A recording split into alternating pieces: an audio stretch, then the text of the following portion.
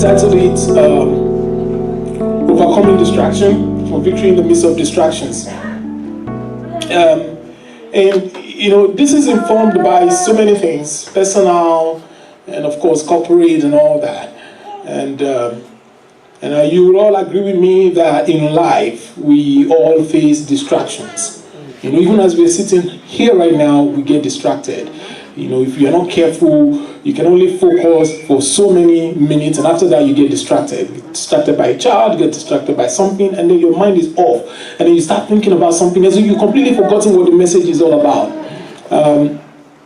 But the problem with distraction is it takes us away from the focus. It takes us away from where we're supposed to be going to. And if we're not careful, we won't get there. Or when we get there, we'll get there late. And so on and so forth. So God wants to deliver us from distraction. And even as a church, we face distraction. Distraction from the goal, from the vision and the mission that God has given us. The vision and mission of RCCG overall is to make heaven, to take as many people as possible with us. Plant churches all over the place. But guess what? There are so many people that have been distracted from that cause of making heaven, to the point where they've given their life to Christ before, now they've derailed. And as a church, God wants to build people that are passionate, that will find their purpose, find their potential. But we are getting distracted from time to time, to the point where instead of pursuing that goal intensely, the love, the values that we hold dear, excellence, accountability, dependence of God, instead of holding on to those things dearly, we get distracted. And before we know it, we have left all those things and we are pursuing all these other things because of distraction. All right, first, let's quickly look at what distraction is. We'll talk about the types of distractions, and we'll talk about where distraction comes from, and then practical ways through which we can overcome distractions. Because ultimately, God wants to deliver us from it.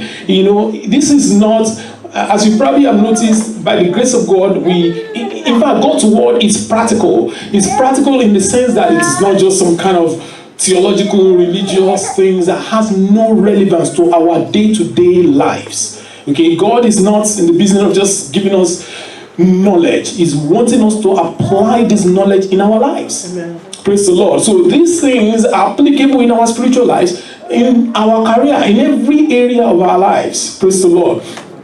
All right, so let's go to the few test messages that we're going to look at this morning. Number one is 1 Corinthians chapter 7. Verse number 35. Here, Paul the Apostle was talking about distraction, or admonishing the church in that place to be careful of distraction. 1 Corinthians chapter 7, verse number 35.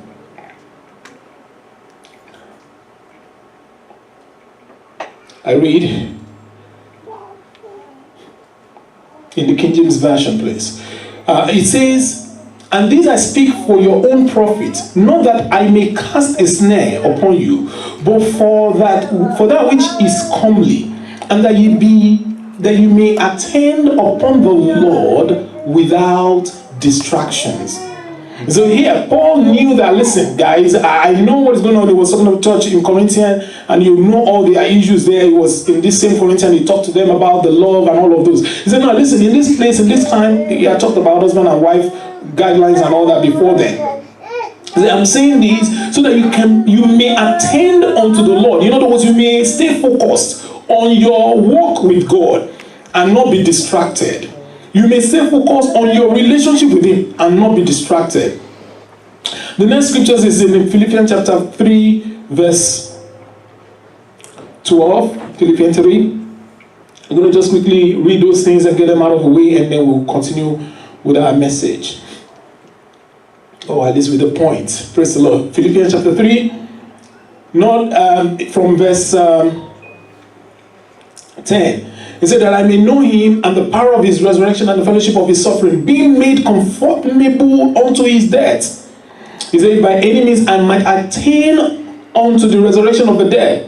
Verse 12. Not as though I had already attained, either were already perfect, but I follow after, if that I may apprehend that for which I also was been apprehended of Christ. They said, brethren, I count not myself to have apprehended, but this one thing I do, forgetting those things which are behind, and reaching forth unto those things which are before. Verse 14 is, I press toward the mark of the prize of the high calling of God in Christ Jesus. He said, verse 15 says, let us, as many of us, be this minded, be perfect minded, thus as that will be perfect, be thus minded. If anything be otherwise, and so anyway, I'm sorry, I'm paraphrasing that wrongly. Let us therefore, as many as be perfect, that would like to be perfect, be thus minded, have this kind of mindset of focus.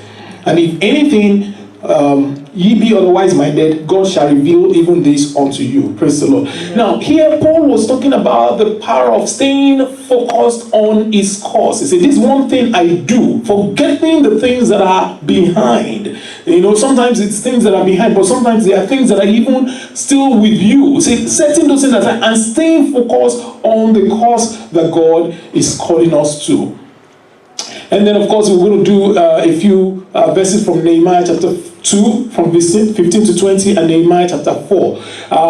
Quickly, Nehemiah, we'll talk about the story of Nehemiah a little bit, and how in these tests, we see how Nehemiah was able to overcome distraction and was able to fulfill his goals. Praise the Lord. All right, what is distraction? And I think that is what we should have started with. Distraction is simply a thing that prevents someone from giving full attention to something. You know, whatever it is that you have called or you're called to do or that you have committed yourself to do, whether it's a school, whether it's a program, right? And whatever is keeping you from giving it your full attention is a distraction. And for those of us that have written exams before, or that are writing exams, or that are in school, or that are either you're working right now, you're writing professional exams, you know for sure that anytime you don't give your full attention to something, you don't get the best out of that thing. You may get something out of it, but it's not always the best. If you went to school, or you took a course, and you got a C, it's because you've not given your full attention to that course. You got a D, or you got a whatever, or B. But you know for sure, whenever you give your full attention to that thing, you will get the best out of it. And why are you not getting or giving your full attention to it? Is because your attention has been divided. You're divided at that point in time. You're looking at some other things, while you're looking at that, and you're looking at these other things, looking at all the other thing, and as a result, you are not able to focus on that particular thing wholeheartedly. It's also extreme agitation of the mind or emotion. You get distracted when your mind is not at rest. You are fully agitated. You're just all over the place. So anyway, having established what distraction is, let's go ahead and look at the types of distraction. Number one, a good distraction. You'll be wondering why would you say there is a good distraction? Well, there is a good distraction because if the distraction is to save you from your own destruction, then it's a good distraction. Praise the Lord. And that was what happened in the case of Balaam. I'm not going to be able to read the whole story. But this was Balaam that was supposed to go and go and curse the children of Israel. And he was on a donkey. And then the angel of the Lord intercepted them, stood on the way. And he was like, and then the donkey would not move. And he was angry at the donkey. So that was a distraction from where he was going. How many of us had aimed at going to do something bad, quote and unquote, or something not right, but God had mercy on you, you got distracted. You know, you got diverted. And then there's, this is a distraction. Well, guess what? God puts that distraction in place for our own good. So in that case, it is a good distraction because we are heading in the wrong path. And peradventure, there are people here this morning, you're still heading in the wrong path. In other words, the thing that you're setting your mind to do, the kind of things you are thinking, the kind of things you are feeding in your heart, the path which you have laid for yourself that you're going through, may the Lord distract you in Jesus' name. Amen. I say, may the Lord distract me if I have such in the name of Jesus. Because it is going to be for our own good to be distracted. Praise the Lord. Hallelujah. I encourage us to read that, Numbers chapter 22, 21 to 39. All right, now let's look at another one. A bad one. A bad distraction. Well, this one was when Peter, Jesus Christ, he knew the purpose for which he came. He was clear about it. There was no doubt about his purpose, his mission, his vision. So for this purpose, the Son of God was manifest, that he may, destroy the works of the darkness. Praise the Lord. How the Lord anointed Jesus Christ with the Holy Ghost and with power, who went about doing good and healing all that were sick and all of those things. So he knew why he was here, to save man. For God so loved the world. He gave his only begotten Son that he may, deliver. And he knew that the process through which he was going to do that. He was going to go to the cross. He was going to die. And he was going to rise again. He already made all that known. But guess what? As he was making all these plans, he had distraction. There was distraction on the way. And sometimes distractions can come from people that are closest to you. Many times we think the distraction is from anywhere else. And we're going to talk about some of the sources of distractions. So here was Peter rebuking Jesus when Jesus told him about that. And it was the same Peter that just declared Jesus the Son of the living God. And here he was saying, oh no, Jesus, he said, the Bible said he took him aside and started to rebuke him. And Jesus said, listen, depart from me, you Satan. Because he knew that was a distraction. And he had to do that. Because if he did not do that, and he allowed it to sin, he might start to consider, maybe there should be a different way to save this mankind. So he knew that it was powerful, it was necessary for him to speak it out. And then when we are faced, the same thing when we're faced with things like that, we know that this is a distraction from what God has called us to be or to do. It is our responsibility to stand up and to rebuke it. Individually, as a family, you know what God has promised you when you get married, when you got married to your husband. So yeah, we're going to have a great, household, great family with great children. But all of a sudden, you start to say things that are like not what they ought to be. But you've got the right, you've got the word, you've got that power to rebuke it and realign things to where God wants them to be. Praise the Lord. All right. Then the next one is necessary, and I just call this one the necessary distraction. It's not bad, it's not evil, but it is necessary. In other words, there are times in life when you've got to, when there are things that distract us, that is not where you were going. Jesus Christ was going in this place. Let me just read the whole place. In Matthew chapter 9. I'm paraphrasing most of these things because of time, but I think it's okay to read some of them. Matthew chapter 9. A man had come to call Jesus, I believe, to say, listen, hey, I need you to come and pray.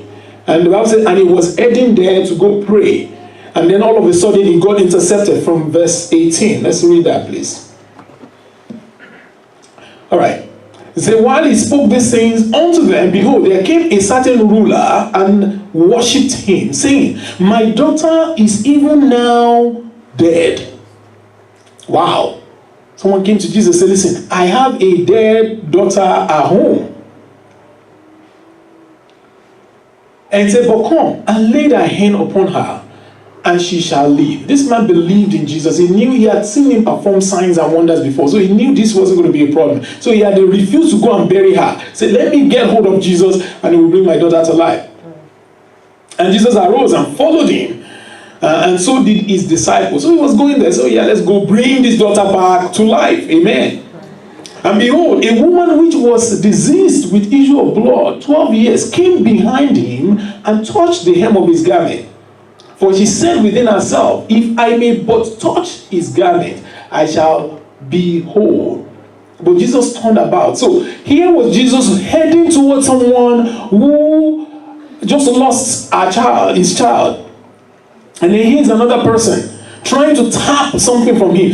You may not understand, or we may not be able to appreciate what transpired here, but this was a huge distraction. Because, I'm sure it will take Jesus a while to say, what is going on? Because I remember the Bible says, and he turned around and said, who touched me? So he was there waiting to say, who touched me? And some people say, listen, Jesus, there are so many people following you. Why are you asking who touched you? He said, no, virtue left me. That was a good distraction in the sense that it was necessary. It was necessary for him to pause at that point to minister to this woman who had this issue, especially because she came with faith in her heart. Praise the Lord. So, I like I said, there are good distractions, bad distractions, and there are some necessary distractions. So I don't know what that is for you. There may be some things that, maybe you've made up your mind, you're going to go achieve something, you're going to go do something, but all of a sudden you've got to pause to attend to something else. You've got to pause to attend to a family. You've got to pause to attend to a loved one. You've got to pause to say, you know what? Yeah, this was not what I wanted to do. I've been saving this money to buy my new car and all of that, but all of a sudden I can see this need. That is a necessary distraction at that point in time. And I pray that God will help us to be sensitive, to identify what is good, what is bad, and what is necessary. And then when those necessary distractions come, then we may be able to attend to them. Imagine if Jesus was like, no, don't distract me, and he kept going. This woman would have missed a miracle. All right, where did they come from? All right, I all know that most of us here will say, oh yeah, it's the enemy. I mean, who do we blame for everything, right? It's the enemy, right? It's always the devil. And that's true. He does everything possible to distract us. When Jesus rebuked Peter in that Matthew that we read earlier on, Jesus didn't rebuke Peter as Peter. He rebuked the devil because he knew it was the devil who was using Peter to derail him. And I think I've shared this with those who are close to me. When things happen, I look beyond people. I look beyond me. And I look at, okay, it's not that person. I strongly believe people are inherently good. I just believe that. People, generally, they have good intention, in their being, in their core. But because of our vulnerability, because of our lack of connectivity, we allow the devil, we are careless, and then the devil uses us. But unfortunately, many a times, we ourselves, when we are now reacting and responding to those things, we forget that, it's not that person. But from time to time, we get recalled back. If we knew that it wasn't that person, we won't be hungry. The level of hunger and frustration and bitterness and envy, it will be significantly reduced, if not completely eliminated. The Bible says we wrestle not against flesh and against blood, but against principalities and power. So Jesus was trying to give us an example in that case. Saying, listen, it's not Peter, it's someone more than Peter, and I recognize that. Praise the Lord. All right. So we're talking about the enemy. Yes, the enemy. The Bible says, the devil, our adversary. He said he moves around like a roaring lion, looking for whom to devour, looking for whom to distract, looking for whom. He does not want us to reach that goal, whatever that goal is that you have, personal goal, corporate goal, whatever that. He does not want us to reach that, and that is absolutely right. All right. The one that is most common, apart from the enemy, is people, right? Yeah. It's not you, it's people. It's that person. It's this person, right? We blame other people. Sometimes we blame our spouses, right? It's my wife that has not allowed me to reach my goal. It's my friend. It's this. It's all these members of this church. They are the ones that have not allowed me to reach my goal, right? We blame everybody else. We blame everybody else. And indeed, there are distractions that come from people. Especially when we are in the wrong association, when we relate with people that are not, heading to the same place we are heading towards. If all your friends are heading into a particular direction, maybe they're going west, or maybe they have certain habits and likes and all of those things, and then you kind of associate with, well, over time, you will find yourself moving in that direction. There is a quote that says everyone is always going to be some 15% or X number of percent in terms of income of the people that are closest to him. So practically what that is saying is, so if all the people you kind of associate with, and again, don't get me wrong on this one, if all those people you hang out with often are people that are of a particular, they have a different agenda, plus or minus, you will be operating in that realm if you are not careful. So if you really want to change your level, find people that are getting or moving towards where you want to be and start to hang around those people. Change your association. Because people have that power to distract. Again, sometimes it's not intentional. They just have a different agenda from your own agenda. When God gave you your own dream, He gave it to you. He didn't give it to them and say, this is IT's dream, and then he's giving it to everybody. No, he gave it to IT. So IT will say, okay, listen, who amongst all these people can I fit into my sphere in order to achieve this goal? It is your responsibility to find that.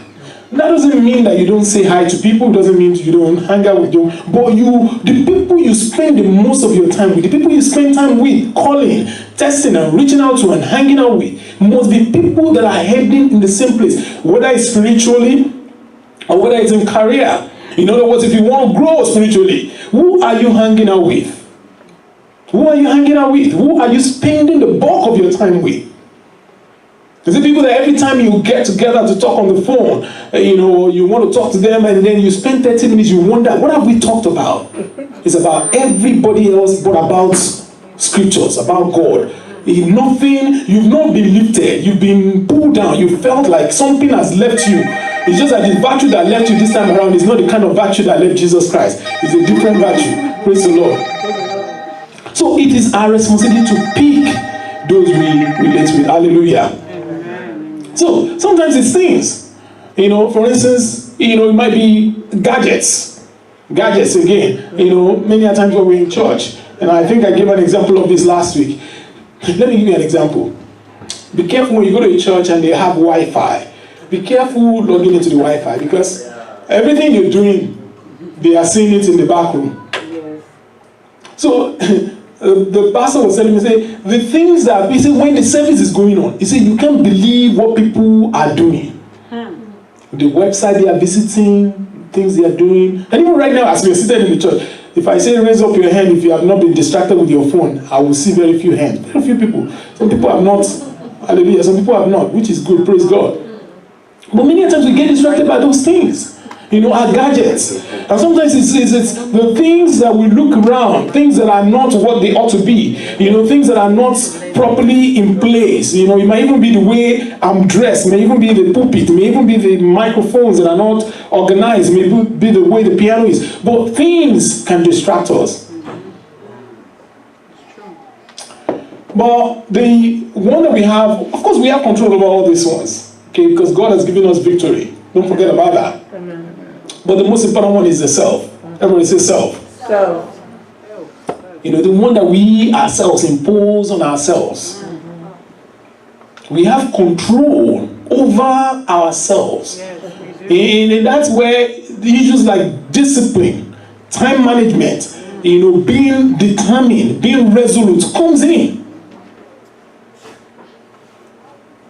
Prioritization. In other words, what are those things? Sit down and analyze those things and then deal with those things. This time around, it's not people, it's you. Sometimes you get distracted. Okay, nobody is there. Even your gadget is not there. But you are just there by yourself. But yet you are still distracted. So who do you blame? That's the truth. You want to pray. You want to fast. Or you want to go somewhere. But yet you're still distracted. And there's nobody. So we've got to come to that point and say, Lord, I need your help. And be honest with yourself. The greatest deception is when we fail to recognize the role, our part in our situations. And I think I came up with one interesting phrase. I think I was saying that to someone yesterday. They said the greatest tragedy in life is when we fail to recognize our own shortcoming in situations. In other words, if you can't see where you have faltered, where you have failed, where you are derailing, where you are missing it, you can't see that. It's a terrible thing, because you will never get out of that cycle. Because that is your greatest enemy, and the devil will continue to use that against you because he knows that you won't see it. You will see everything else, but you won't see that one. And I pray that God will help us in Jesus' name. Amen. All right, let's move forward. Number one, we need to clarify our goals. This is some of the practical ways to overcoming distraction. In other words, let's clarify our goals. Now, you can call it your vision, your mission, and all of those things. And I realized something recently. One of my favorite authors said, vision leaks. I didn't think about that. I I know that people always said it, vision is to be reiterated and said over again. We said vision leaks. Ideas, concept, goals, they leak. In other words, remember those goals that you had before. All of a sudden, if it was this big before, how big is it now? Shrinking. Some of us say our own is not shrinking, right? So something is happening. Why is it shrinking? Why is it leaking? Why is it like you had hoped that you were going to be this before, and all of a sudden you're now settling for this? In fact, maybe you're now settling for this. Say, well, okay, the reality of life is now dawning on us, and all of these distractions. But remember, that goal, that dream, that vision was not given to you by people. It was given to you by God, and God is able to keep His promise. Amen.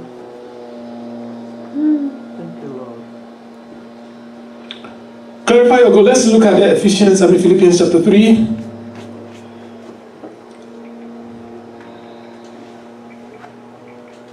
Verse 13.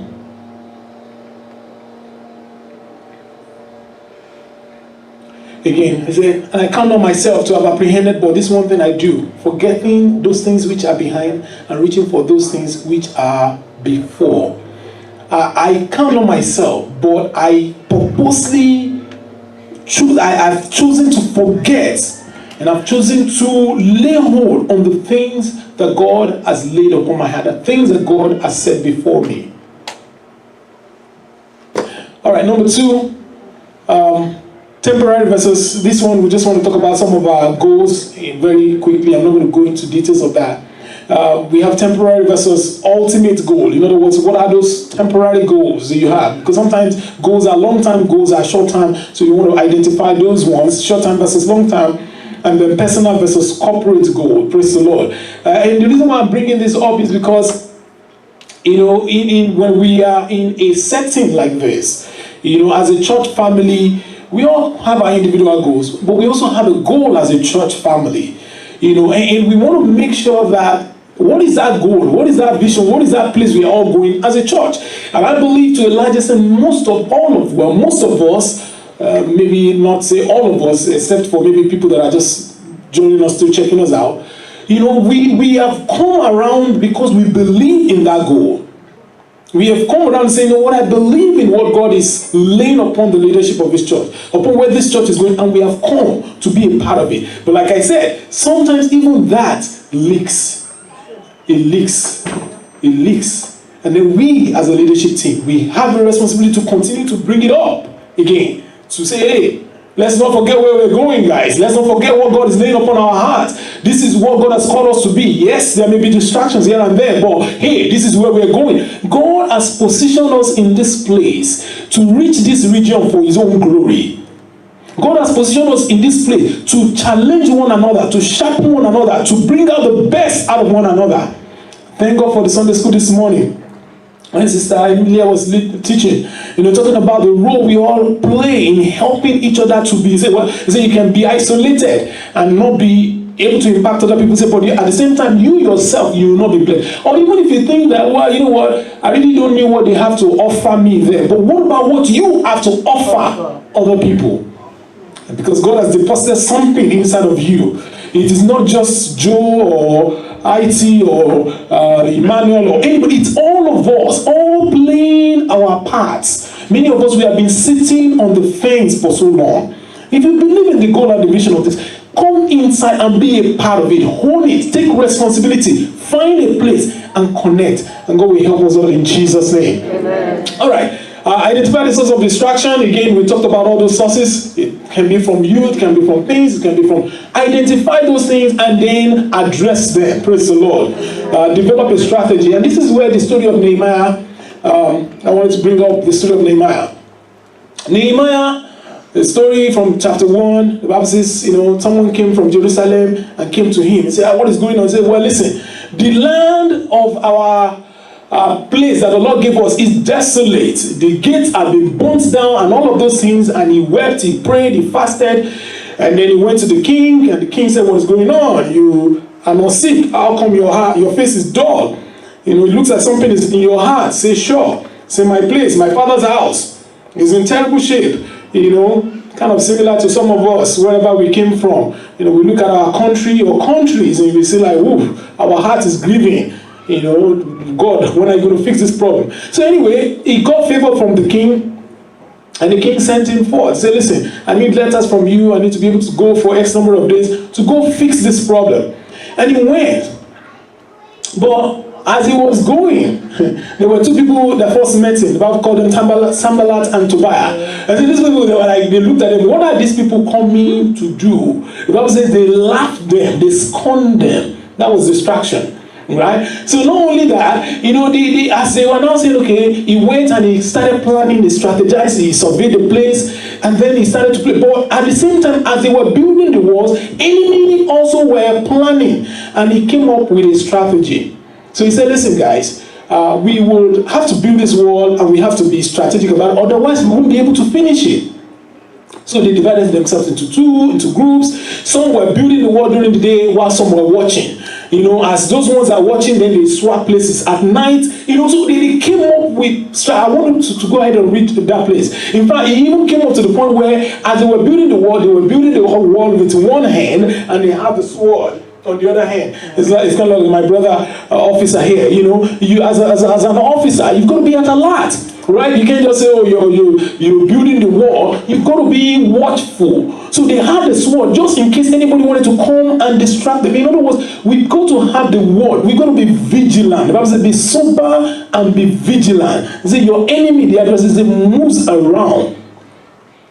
Many a times we are not vigilant. Many a times we are not paying attention to what is going on around us. And that is why distractions are able to take the best of us. And I pray that God will help us this morning as we strategically and intentionally, identify those sources of distractions in our lives and pray against them and walk against them.